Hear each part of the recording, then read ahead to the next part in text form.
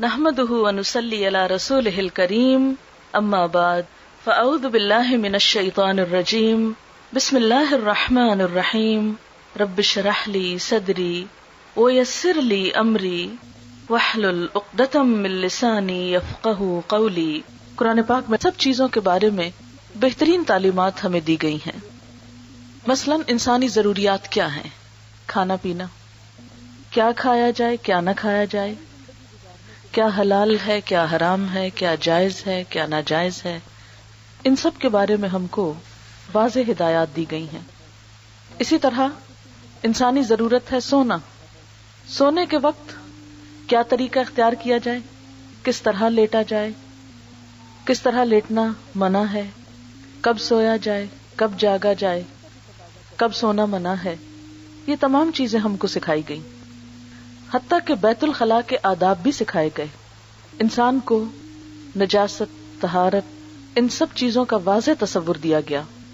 اسی طرح اگر شادی کا موقع ہے تو اس کے بارے میں بھی واضح تعلیم دی گئی، کس کس سے شادی ہو سکتی ہے، کہاں نکاح کرنا حرام ہے، ایک مرد اور عورت کے تعلقات شادی کے دائرے میں ہوں یا پھر محرم رشتہ دار ہوں تو ان کے درمیان آپس کی میل ملاقات کن حدود کے دائرے میں ہو، نامحرم کے ساتھ کیا معاملات ہوں، شادی کے بغیر کوئی بھی ایسا تعلق جو پسندیدہ نہیں، جو انسانی معاشرے کے لیے خرابی کا سبب ہو سکتا ہے، حتیٰ کہ قتل و غارت تک کا سبب ہو سکتا ہے، وہ تمام چیزیں ہمیں کھول کر بتا دی گئیں۔ یہ سب کچھ دراصل کیا ہے؟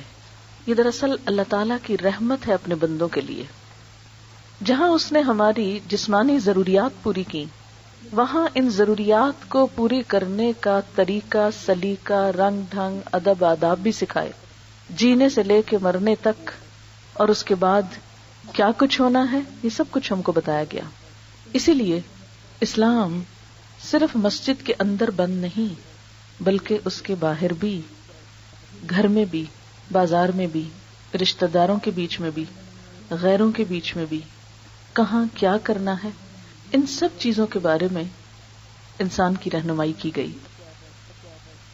اسلام میں جو رہنمائی ہم کو ملی یہ کسی انسان کی دی ہوئی نہیں، یہ دراصل خالق کائنات کی دی ہوئی ہے، رب العالمین کی دی ہوئی ہے۔ اللہ کے رسول صلی اللہ علیہ وسلم کو اس دنیا میں بھیجا گیا اور ان سے ان ساری تعلیمات پر عمل کروایا گیا، اور ان تعلیمات پر عمل کرنے کی وجہ سے یہ ہم تک بات پہنچا دی گئی کہ اگر وہاں عمل ہو سکتا ہے تو تم بھی کر سکتے ہو۔ تمہارے لیے وہ لوگ نمونہ ہیں، اللہ کے رسول صلی اللہ علیہ وسلم اور ان کے صحابہ کرام۔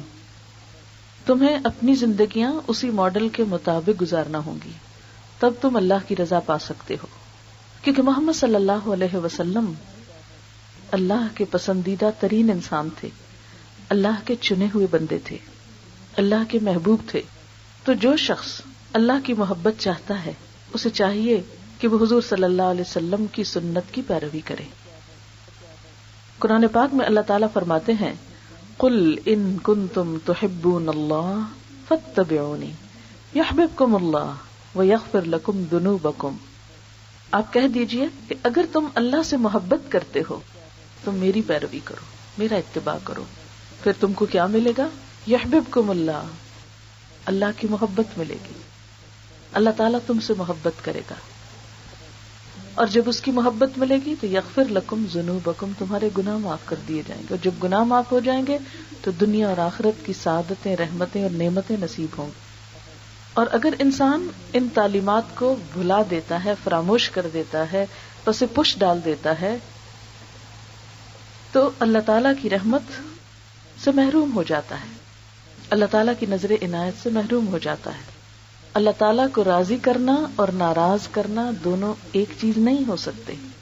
جس طرح روشنی اور اندھیرا برابر نہیں، زندہ اور مردہ برابر نہیں، دھوپ اور چھاؤں برابر نہیں، اسی طرح حق اور باطل برابر نہیں۔ اللہ تعالیٰ کو راضی کرنا اور اس کو ناراض کرنا برابر نہیں، یہ دونوں بالکل الگ الگ چیزیں ہیں، اور ان دونوں کا انجام بھی بالکل مختلف ہے۔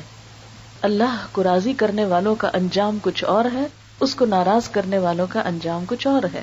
لہذا ہم کو یہ دیکھنا ہے کہ ہم اپنی روزمرہ زندگی کے کاموں میں، طریقوں میں کون سے ایسے طریقے اختیار کیے ہوئے ہیں جن کے بارے میں ہم یہ کہہ سکتے ہیں کہ یہ اللہ تعالیٰ کو خوش کرنے والے ہیں، اس کو راضی کرنے والے ہیں، اور کون سے کام ایسے ہیں کہ جن کے بارے میں ہم جانتے ہیں کہ یہ اللہ تعالیٰ کو پسند نہیں.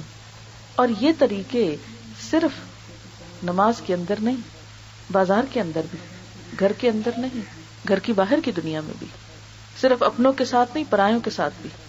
تو آج ہم یہ دیکھیں گے کہ شادی کے موقع پر کیا چیزیں اللہ تعالیٰ کو پسند ہیں اور کون سی چیزیں اللہ تعالیٰ کو پسند نہیں. آخر اس کی ضرورت کیا ہے کہ ہم معلوم کریں؟ سب دنیا جو کچھ کر رہی ہے ہم بھی وہی کچھ کر لیتے ہیں.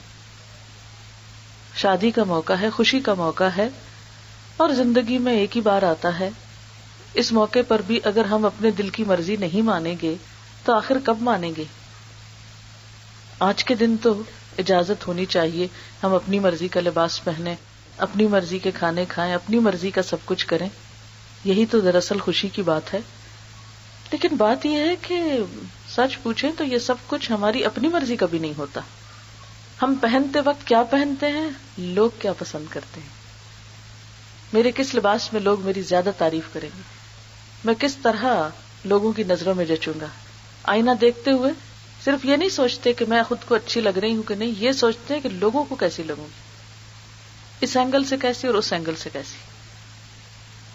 تو ہم ضروری نہیں کہ جب کچھ کرتے ہیں اللہ کی نافرمانی کے کام تو اپنے دل کو ہی خوش کر رہے ہوں. زیادہ ہماری خوشی لوگوں کی خوشی میں ہوتی، ہماری وفاداریاں لوگوں کے ساتھ زیادہ ہیں بنسبت اپنے ساتھ اور اپنے رب کے ساتھ کے.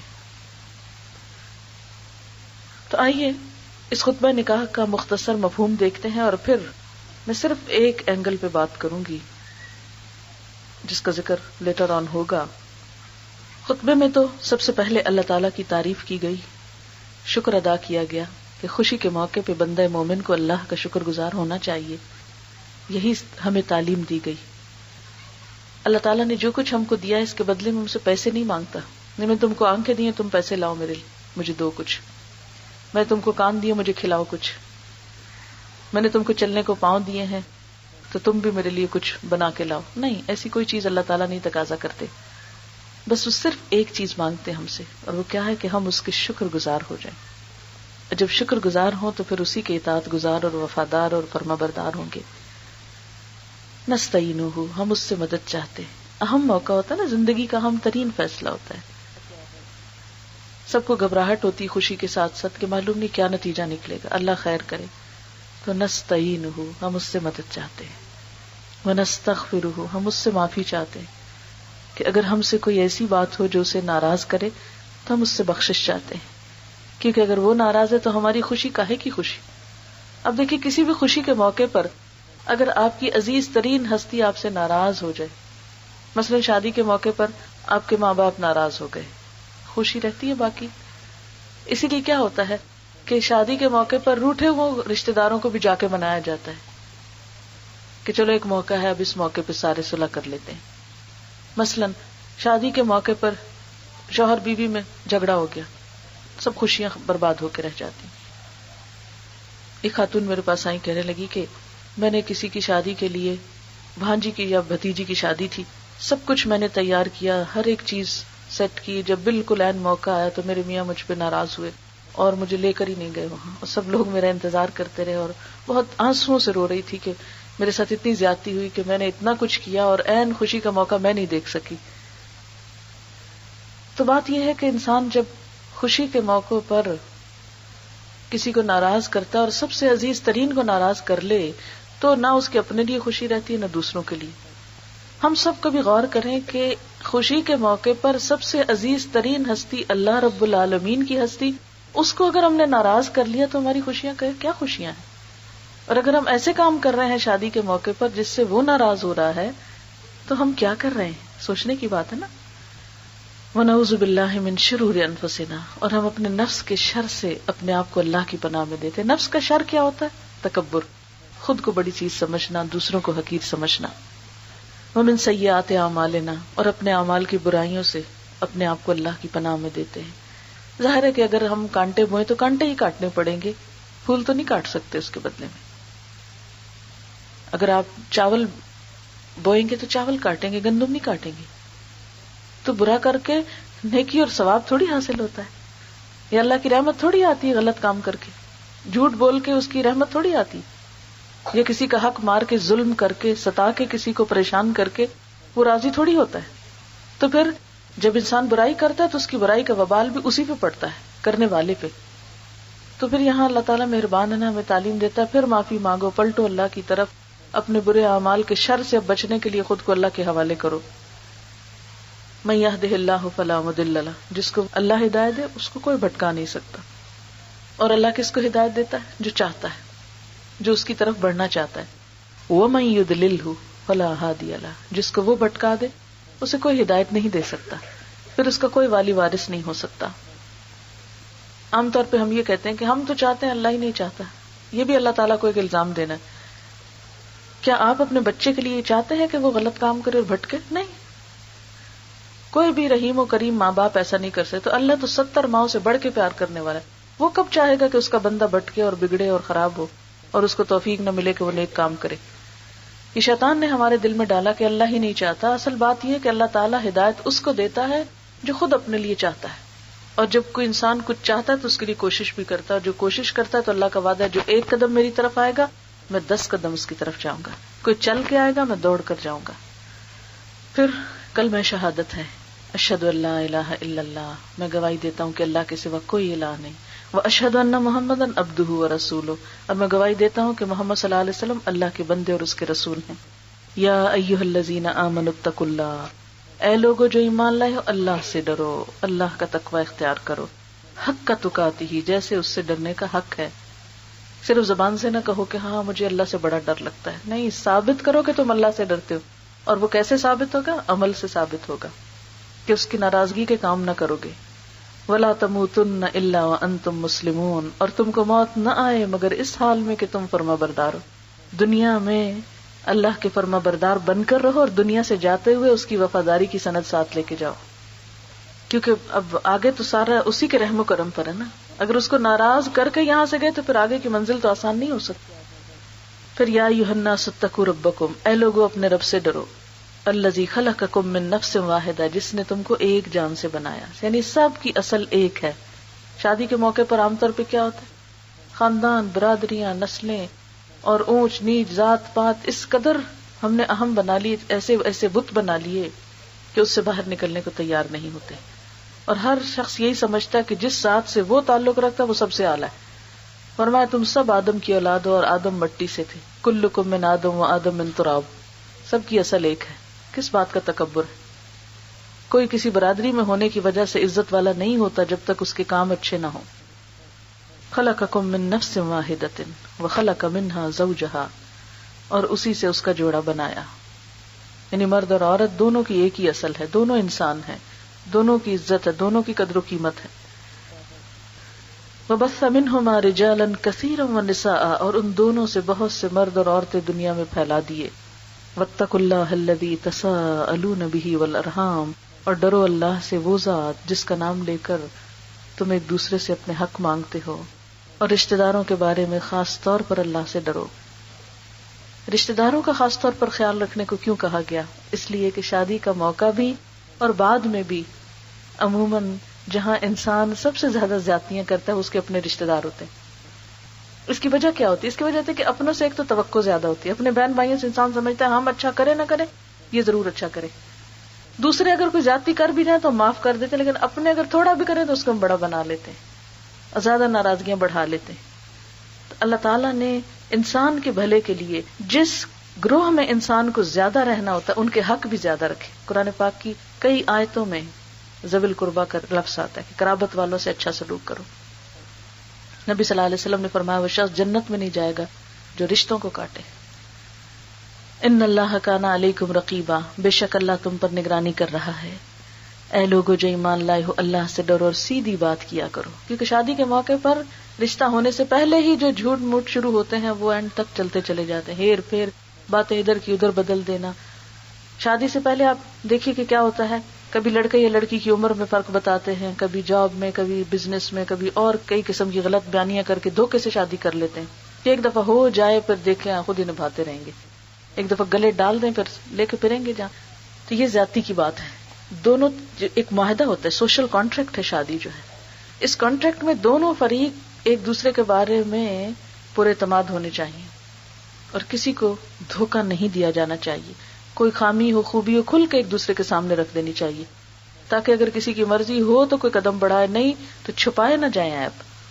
دھوکے سے پھانسنا نہیں چاہیے کسی کو. قولوا قولا سدیدا. اور شادی کے بعد بھی اب دیکھیں ساس اور بہو کا جھگڑا کس بات پہ ہوتا ہے عام طور پہ، کہ جب باتوں کو بدل دیا جاتا ہے. مثلا اگر بہو کی چھوٹی سی بھی کوتاہی ہے تو بیٹے کو شکایت کرتے ہوئے اس کو کئی گنا بڑھا لیا، یا اسی طرح اگر ساس نے چھوٹا موٹا کچھ کہہ دیا تو شوہر کے آگے رو رو کے نڈھال ہو گئے کہ ہمارے ساتھ تو بڑا ظلم ہو گیا. یعنی چھوٹی بات کو بہت بڑا بنا دینا. اس طرح جب انسان قولوا قولا سدیدا پہ عمل نہیں کرتا اور وقتی طور پر یہ سمجھتا ہے کہ میں جتنا زیادہ چرب زبان ہوں گا، جتنی زیادہ غلط بیانی کروں گا اتنا ہی کامیاب رہوں گا، تو یہ اس کا دھوکہ ہے. حدیث میں آتا ہے کہ جو کسی کو پریشان کرے گا اللہ اس کو پریشان کرے گا، جو کسی پہ ظلم کرے گا اس کو خود تکلیف کا سامنا کرنا ہوگا. کسی کے لیے گڑھا کھود کر کوئی شخص خود اس سے بچ نہیں سکتا، خود اپنا بھی رستہ وہی ہے. اس لیے قولوا قولا سدیدا، اور یہ وہی کر سکتا ہے جس کے دل میں خدا کا ڈر ہو. ان اللہ کان علیکم رقیبا. اور پھر ومن یطع اللہ ورسولہ فقد فاز فوزا عظیما. جو اللہ اور اس کے رسول کی اطاعت کرے گا وہ عظیم الشان کامیابی پائے گا. اب آپ دیکھیے کہ کامیابی پانے کے لیے ہر معاملے میں اللہ اور اس کے رسول کی اطاعت ضروری ہے. اور شادی کا موقع بھی ایسا موقع ہے کہ جو اسلام میں ایک عبادت ہے. نکاح کیا ہے؟ عبادت. صحابہ کرام کو جب آپ صلی اللہ علیہ وسلم نے یہ بات بتائی تو وہ حیران ہوئے کہ اچھا یہ بھی ثواب کا کام ہے، اس میں بھی اجر ہے. فرمایا ہاں، اگر کوئی شخص گناہ کے راستے سے اپنی ضرورت پوری کرتا ہے تو وہ حرام ہے اس کے لیے، اور جب حلال طریقے سے کوئی اپنی خوشی حاصل کرتا ہے، سکون حاصل کرتا ہے، تو یہی اس کے لیے عبادت اور اجر و ثواب کا باعث ہے. شادی کا موقع اگرچہ خوشی کا موقع ہے، لیکن افسوس کہ اس موقع کو ہم ظاہری خوشیاں حاصل کرنے کے لیے بسا اوقات ایسے کام کرتے ہیں جو دین اسلام سے میل نہیں کھاتے. انہی میں ایک چیز اسراف اور فضول خرچی ہے. اسراف اور فضول خرچی جو ہے یہ اسلام میں پسندیدہ نہیں. انسان خوشیاں منائے حدود کے اندر رہ کر، لیکن حد سے بڑھ کر، اپنی حیثیت سے بڑھ کر اور ضرورت سے بڑھ کر، صرف نمود و نمائش کے لیے، دکھاوے کے لیے ایسے کام کرنا جو غیر ضروری ہوں، یہ اسلام میں پسندیدہ نہیں. قرآن پاک میں اللہ تعالیٰ فرماتے ہیں وَلَا تُبَذِّرْ تَبْذِيرًا، کہ فضول خرچی مت کرو، اپنے مال کو ناجائز کاموں میں استعمال نہ کرو، کیونکہ قیامت کے دن انسان سے اس کے مال کا بھی حساب ہوگا. کیا؟ میدان حشر سے انسان کے قدم اٹھ نہ سکیں گے جب تک 5 باتوں کا جواب نہ دے، اور ان میں سے ایک یہ کہ مال کہاں سے کمایا، لائے کہاں سے، اور کہاں خرچ کیا، کن چیزوں پہ لگایا. اور یہ اللہ تعالیٰ کے ہاں پوچھا جائے گا. جنت جہنم میں بعد میں انسان جائے گا، پہلے اس سوال کا جواب دینا ہوگا. کیوں؟ آپ دیکھیے کہ اسی سے بہت ساری خرابیاں جنم لیتی. جب انسان ناجائز جگہوں پہ لگاتا ہے تو پھر اس کو کمانے کے لیے بھی ناجائز طریقے چاہیے. دھوکہ، فریب، فراڈ، ملاوٹ، بہت سی چیزیں پھر اس سے لازم آتی. اور اس طرح جب وہ ملاوٹ کرتا ہے، دوسروں کو دھوکہ دے کے مال بیچتا ہے، کم تولتا ناپتا ہے، تو کتنے لوگوں کے حقوق ضائع ہوتے ہیں. قرآن پاک میں اہل ایمان کی نشانی بتائی گئی ہے والذین اذا انفقوا لم یسرفوا ولم یقتروا وکان بین ذلک قواما. اور مومن عباد الرحمن جب خرچ کرنے لگے تو فضول خرچی نہ کریں اور نہ ہی بہت تنگی کریں، یعنی بخل سے بھی کام نہ لیں کہ ہے لیکن ضرورت پہ بھی خرچ نہیں کر رہے، بلکہ ان کا خرچ افراط اور تفریط کے درمیان ہوتا ہے. کھانے پینے کے معاملے میں بھی اعتدال برتنا چاہیے. اللہ تعالیٰ فرماتے ہیں کلوا واشربوا ولا تسرفوا، کھاؤ پیو لیکن اسراف نہ کرو، اتنا ہی پکاؤ جو کھا سکو. اور شادی بیاہ میں اب تو خیر پابندی ہے کھانے پینے پہ، لیکن اور طریقے بہت سے ہیں اس پابندی کو توڑنے کے. ایسے موقعوں پر عموماً جب دعوتیں ہوتی ہیں تو آپ دیکھیے کہ پہلے تو بعض اوقات صرف نام بنانے کے لیے بہت سی ڈشیں بنائی جاتی کہ لوگ کہیں گے لو صرف ایک میٹھا ایک نمکین، اس سے تو بات نہیں بنتی، یہ بھی ہونا چاہیے، یہ بھی ہونا چاہیے، یہ بھی ہونا چاہیے. اور بعض اوقات صرف وہ کہ ایک ڈش بیف کی ہونی چاہیے، ایک مٹن کی ہونی چاہیے، ایک چکن ہونا چاہیے، ایک فش ہونا چاہیے. اور پچھلے دن مجھے کسی نے بتایا کہ انہوں نے اپنے ایک دعوت کے موقع پر پرندے خرید کر ان کا گوشت تیار کیا اور ایک ایک پرندے کی قیمت ہزاروں میں تھی. کس لیے؟ صرف دکھانے کے لیے کہ اتنی شاندار دعوت ہے کہ جس کی مثال کوئی نہیں. اب آپ خود سوچیں کہ اللہ تعالیٰ نے ٹھیک ہے انسان کو دیا ہو، لیکن صرف ایک اپنے کھانے کے لیے کئی ہزار کا ایک پرندہ انسان ایک وقت میں کھا لے اور دوسرے غریب انسان کو ایک لقمہ نہ ملے کہ اپنے پیٹ کی بھوک مٹا لے. آخر یہ کہاں سے جائز ہو سکتا ہے؟ پھر اسی طرح حتیٰ کہ نیک کاموں میں بھی اسراف سے منع کیا گیا ہے، یعنی صدقہ خیرات بھی کرنا تو اس میں بھی حد سے بڑھنے سے منع کیا گیا ہے. کلوا من ثمرہ اذا اثمر وآتوا حقہ یوم حصادہ ولا تسرفوا انہ لا يحب المسرفین. درخت کے پھل جب وہ پہلے پکے تو تم کھاؤ اور اس کا حق ادا کرو، اور جب فصل کٹے تو اس وقت بھی اس کا حق ادا کرو، اور حد سے آگے نہ بڑھو، اللہ حد سے آگے بڑھنے والوں کو پسند نہیں کرتا. یعنی مثلا درخت ہے، پھل دے رہا ہے، اس میں سے استعمال گھر میں استعمال کے لیے لائے، کچھ غریبوں کو صدقہ دیا، لیکن یہ نہیں کہ سارے کا سارا غریبوں کو دے دیا. اگر کوئی یہ کرتا ہے کہ گھر والوں کو ترساتا ہے اور سارا غریبوں کو دے دیتا ہے تو اس کی بھی نیکی نہیں، یہ بھی جائز نہیں. اعتدال، گھر بھی دو، باہر بھی دو، اور ضرورت کے مطابق استعمال ہو. نبی صلی اللہ علیہ وسلم نے فرمایا الاقتصاد جزء من النبوہ، میانہ روی نبوت کا ایک حصہ ہے. میانہ روی نبوت کا ایک حصہ ہے. چلنے پھرنے میں بھی، چال میں بھی درمیانہ روی کا حکم دیا گیا. وقصد فی مشیک، یعنی بے وجہ دوڑنا بھاگنا یہ بھی پسندیدہ نہیں. پھر اسی طرح نماز کے اندر بھی میانہ روی، یہ نہیں کہ کسی نماز میں بہت لمبا قیام کرو، خوب رو دھو اور اگلی جلدی جلدی پڑھ کے بیٹھ جاؤ، نہیں، اتنا ہی رکھو کہ جس کو نبھا سکو. اسی طرح خطبے میں، تقریر میں، یہ نہیں 2 3 گھنٹے تقریر سناتے رہو لوگوں کو، بلکہ اتنی نصیحت کرو کہ جتنی لوگ برداشت کر سکے، جتنی سن کے اپنے اندر جذب کر سکے. پھر اسی طرح خرچ کے معاملے میں فرمایا وَلَا تَجْعَلْ يَدَكَ مَغْلُولَةً إِلَىٰ عُنُقِكَ وَلَا تَبْسُطْهَا كُلَّ الْبَسْطِ فَتَقْعُدَ مَلُومًا مَحْسُورًا. نہ حد سے زیادہ سخاوت اور فیاضی کرو اور نہ حد سے زیادہ بخل کرو، بلکہ اگر تم حد سے زیادہ بخل کرو گے تو کیا ہوگا؟ تم ملامت زدہ، حسرت زدہ بن کے بیٹھ جاؤ گے، یعنی سب چلا جائے گا تو پھر خود ہی پچھتاؤ گے کہ کاش میں اس وقت کچھ بچا لیتا. نبی صلی اللہ علیہ وسلم نے فرمایا اچھی سیرت اور اچھا طریقہ اور اعتدال نبوت کے 25 حصے میں سے ایک حصہ ہے، یعنی یہ صفت انبیاء کو ملی ہے. نبی صلی اللہ علیہ وسلم نے فرمایا دولت مندی میں درمیانہ روی کتنی اچھی ہے، دولت مندی میں درمیانہ روی کتنی اچھی ہے، محتاجی میں درمیانہ روی کتنی اچھی ہے، عبادت میں درمیانہ روی کتنی اچھی ہے. کہ یہ نہیں کہ انسان تہجد پڑھتے رہے اور جب فجر کی نماز کا وقت آئے تو سو جائے اور فرض قضا کر دے.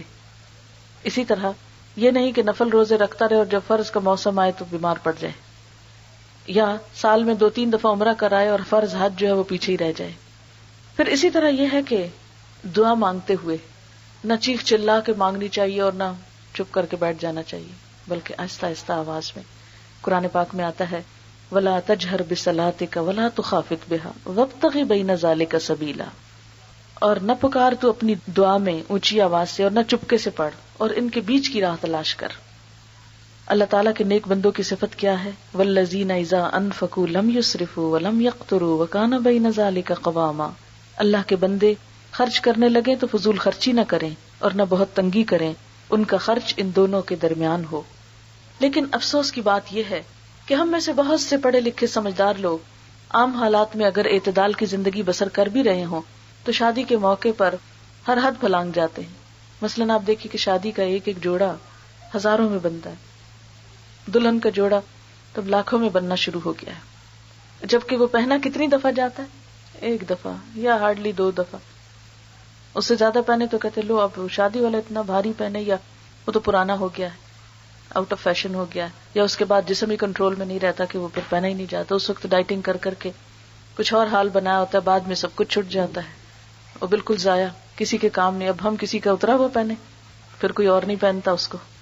تو خود سوچیں کہ ساری زندگی میں انسان لاکھ روپے کے کپڑے پہنے، اور کہاں یہ کہ وہ ایک دن میں لاکھ کا پہن کے، اور پھر چلو پہننا بھی ہو کہ چلے کئی سال تو ٹھیک ہے، لیکن وہ ایک دن میں پہن کے چھوڑ دے، یہ زیادتی ہے، اسراف ہے. پوچھ ہوگی اس کے بارے میں، حساب ہوگا. صرف چند لمحوں کی خوشی کے لیے اور لوگوں کو دکھانے کے لیے، دکھاوا تو ویسے ہی منع ہے، ریاکاری تو ویسے ہی منع ہے، دولت کی نام و نمود اور نمائش تو ویسے ہی منع ہے. کیوں؟ اس لیے کہ کچھ تو دیکھ کے حسد کریں گے، کچھ دیکھ کے احساس کمتری میں مبتلا ہوں گے، کچھ حسرتیں لے کے دل میں چلے جائیں گے. اور خوش کتنے فیصد ہوتے ہیں، کتنے فیصد خوش ہوتے ہیں اس سب کو دیکھ کر؟ خوشی کی نظریں کم ہوتی ہیں، حسد کی اور بغض کی اور دکھ کی اور تکلیف کی اور حسرتوں کی زیادہ ہوتی ہیں. تو ہم ایسا کام کیوں کریں کہ جس میں ہم دوسروں کے لیے ایک فتنہ بن جائیں؟ اس لیے ہمیں پھر دیکھنا ہوگا کہ نبی صلی اللہ علیہ وسلم نے جب نکاح کیا، ازواج مطہرات سے بڑھ کر بڑی شان کس کی ہوگی؟ کیا انہوں نے بھی ایسے ہی جوڑے اتنے قیمتی بنائے تھے؟ ضرورت کے وقت خرچ کرنے کے لیے ہمارے پاس نہیں ہوتا. ہمارے ملک میں کتنی جہالت ہے، کتنی غربت ہے. ہسپتالوں میں جا کر دیکھے بیمار تڑپ رہے ہیں، دوائی کے لیے پیسے نہیں. بے شمار لوگ ہارٹ کے مریض ہوتے ہیں، کہاں بائی پاس کرا سکتے ہیں. جتنی دیر زندہ رہتے ہیں سسک کے زندہ رہتے ہیں. کوئی کسی بیماری میں مبتلا ہے، کوئی کسی میں مبتلا ہے. ان کا حق بھی بسا اوقات ہمارے مالوں میں ہوتا ہے. پھر بعض اوقات اس وجہ سے سود لیا جاتا ہے، رشوت لی جاتی ہے، دھوکے سے غلط چیز بیچ کر مال کمایا جاتا ہے. تو آپ خود سوچیں کہ یہ ساری خرابیاں بسا اوقات کیوں ہوتی ہیں. اچھا، بعض اوقات کچھ بچیوں کی شادیاں ہی نہیں ہوتی کیونکہ ان کے ماں باپ جہیز نہیں دے سکتے، یہ بڑی شان و شوکت کا مظاہرہ نہیں کر سکتے، دکھاوا نہیں کر سکتے. نہیں، غریبوں کے دل میں حسرت. پھر آپ دیکھیں کہ بعض اوقات وہ لوگ جو پورا نہیں کر پاتے تو وہ ڈاکے ڈالنا شروع کر دیتے. تو اس سے جو معاشرتی ناہمواریاں پیدا ہوتی ہیں، ان سب پر ہم اہل دل کو سوچنا چاہیے اور تھوڑا سا اپنے آپ کو ان راستوں کی طرف لے کے جانا چاہیے جس سے دنیا کی بھی زندگی خوشگوار ہو اور آخرت کی بھی. قرآن پاک میں اللہ تعالیٰ فرماتے ہیں، ان المبذرین کانوا اخوان الشیاطین وکان الشیطان لربہ کفورا. فضول خرچی کرنے والے شیطان کے بھائی ہوتے ہیں اور شیطان اپنے رب کا بڑا ناشکرا ہے. کیونکہ شکر کی ادائیگی نہیں ہے یہ کہ انسان جہاں ضرورت ہو وہاں تو خرچ نہ کرے، اور جہاں صرف دل کی ایک خوشی ہو یا دکھاوا ہو وہاں بڑی سے بڑی رقم خرچ کرنے سے گریز نہ کرے. بسا اوقات آپ دیکھیں کہ رشتہ داروں میں تعلقات کی خرابی کس وجہ سے ہوتی ہے؟ صرف اس وجہ سے کہ وہ ایک دوسرے کی خوشی دیکھ نہیں سکتے، ایک دوسرے کی نعمت دیکھ نہیں سکتے. اس لیے ضروری ہے کہ انسان اپنی ان تمام چیزوں کو اللہ کی مرضی کے مطابق ڈھال لے، اسی میں ہماری خیر اور بھلائی ہے. سبحان اللہ والحمد للہ ولا الہ الا اللہ واللہ اکبر ولا حول ولا قوة الا باللہ العلی العظیم. اللہم صل علی محمد وعلی آل محمد کما صلیت علی ابراہیم وعلی آل ابراہیم انک حمید مجید. اللہم بارک علی محمد وعلی آل محمد کما بارکت علی ابراہیم وعلی آل ابراہیم انک حمید مجید. ربنا آتنا فی الدنیا حسنۃ وفی الآخرۃ حسنۃ وقنا عذاب النار. ربنا لا تزغ قلوبنا بعد اذ هديتنا وهب لنا من لدنك رحمة انك انت الوهاب. ربنا هب لنا من ازواجنا وذرياتنا قرة اعين واجعلنا للمتقين اماما. لا الہ الا اللہ انت الحلیم الکریم سبحان اللہ رب العرش العظیم والحمد للہ رب العالمین. رب نسألک موجبات رحمتک وعزائم مغفرتک والغنیمۃ من کل بر والسلامۃ من کل اسم لا تدع لنا ذنبا الا غفرتہ ولا ہما الا فرجتہ ولا حاجة ہی لک ردا الا قضیتہا یا ارحم الراحمین. یا اللہ پاک، جو کچھ ہم نے سنا ہے اپنی رحمت سے اسے قبول فرما. اللہ تعالیٰ اس میں جو بات آپ کی مرضی کے مطابق ہوئی ہو ہمیں اس پر عمل کی توفیق عطا فرما. جو بات آپ کی مرضی کے اور پسند کے خلاف ہو ہم سب کو اس سے دور کر دے، اور ہمیں اس چیز کی توفیق دے جس سے تو راضی ہو جائے۔ اللہم وفقنا لما تحب و ترضا، اللہ ہمیں ان کاموں کی توفیق دے جن سے تو راضی ہو جائے، جو تجھ کو پسند آ جائیں۔ یا اللہ پاک ہمارے ظاہری باطنی گناہوں کو معاف کر دینا۔ یا اللہ ہمارے دلوں کو اپنی محبت سے بھر دے، اپنے دین کے علم کے نور سے بھر دے، ہمارے ظاہر و باطن کو ایک کر دے، ہماری نیتوں کو اپنے لیے خالص کر لے، ہمیں اپنے چنے ہوئے بندوں میں شامل کر لے۔ یا اللہ اپنی محبت عطا کر دے۔ یا رب العالمین ہر گناہ سے بچا لے۔ یا رب العالمین تو ہم سب کا خاتمہ ایمان پر کرنا۔ یا اللہ تمام بیماروں کو صحت عطا فرما، سب دکھی لوگوں کے دکھ دور فرما، سب پریشان حالوں کی پریشانی دور فرما۔ یا رب العالمین اس شادی کو تو اپنی رحمت سے خوشیوں والا بنا، دونوں افراد کے درمیان، دونوں خاندانوں کے درمیان بہترین موافقت پیدا کر دے۔ یا اللہ انہیں ہر تکلیف، دکھ اور پریشانی سے بچا کر رکھنا۔ یا رب العالمین دونوں گھرانوں کے اندر بہترین موافقت ہو، محبت ہو، اتفاق ہو، دنیا اور آخرت کی خوشیاں نصیب ہوں۔ اس گھر پر اپنی خیر و برکت نازل فرما۔ یا رب العالمین تو ہم سب پہ اپنی رحمت نازل فرما۔ یا اللہ دنیا اور آخرت میں تو ہم سے راضی ہو جا۔ ربنا تقبل منا، یا اللہ جتنے بھی بہنیں آئی ہیں ان سب کے دلوں میں جو دعائیں اور نیک تمنائیں ہیں ان کو پورا فرما، جو اپنے بچوں کی شادی کے لیے پریشان ہیں ان کی پریشانیاں دور فرما۔ یا اللہ جو اولاد کے لیے پریشان ہیں ان کی پریشانی دور فرما، جو ہمارے عزیز رشتہ دار دنیا سے جا چکے ہیں ان کی بخشش فرما، ان پر اپنی رحمتیں نازل فرما، سب دکھی دلوں کی دکھ دور فرما۔ ربنا تقبل منا انک انت السمیع العلیم وتب علینا انک انت التواب الرحیم، وصلی اللہ تعالی علی خیر خلقہ محمد وعلی آلہ واصحابہ واہل بیتہ اجمعین برحمتک یا ارحم الراحمین۔ الہی آمین۔ سبحانک اللہم وبحمدک نشہد ان لا الہ الا انت نستغفرک ونتوب الیک۔ والسلام علیکم ورحمۃ اللہ وبرکاتہ۔